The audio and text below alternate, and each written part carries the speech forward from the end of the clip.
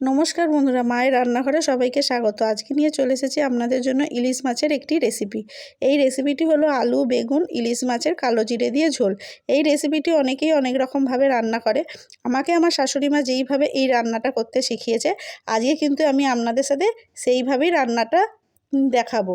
এই রান্নাটা করতে আমার লাগবে পেঁয়াজ বাটা, আদা বাটা, লঙ্কা বাটা, হলুদ গুঁড়ো, জিরে গুঁড়ো, নুন আর কালো জিরে।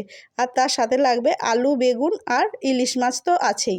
প্রথমে আমি আলু আর বেগুনকে নুন হলুদ মাখিয়ে ভেজে নেব লাল করে। এরপরে ইলিশ মাছটাকেও নুন হলুদ মাখিয়ে ভেজে নেব, তবে হালকা ভাজবো, কারণ বেশি ভাজলে কিন্তু ইলিশ মাছের টেস্ট থাকে না। এরপর কড়াইতে দিয়ে দেবো পেঁয়াজ কুচি, কাঁচা লঙ্কা আর কালো জিরে, দিয়ে দেবো হলুদ গুঁড়ো, কাঁচা লঙ্কা বাটা আর জিরে গুঁড়ো, দিয়ে নাড়াচাড়া করে আলুটা যে ভেজে রেখেছিলাম সেটা দিয়ে দেবো। দিয়ে কিছু সময় জল দিয়ে চাপা দিয়ে রাখার পর আলুটা একটু সেদ্ধ হয়ে এলে দিয়ে দেবো ইলিশ মাছটা।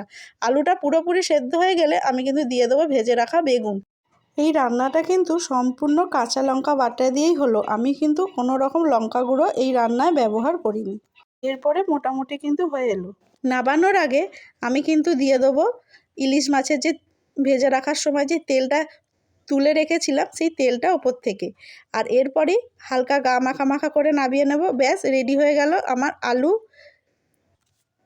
বেগুন, ইলিশ মাছের কালো জিরে দিয়ে ঝোল।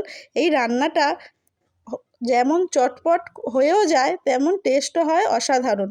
তাই আপনারা ঝটপট বাড়িতে বানিয়ে ফেলুন আর আমাকে চটপট কমেন্ট করে জানান কেমন লাগলো।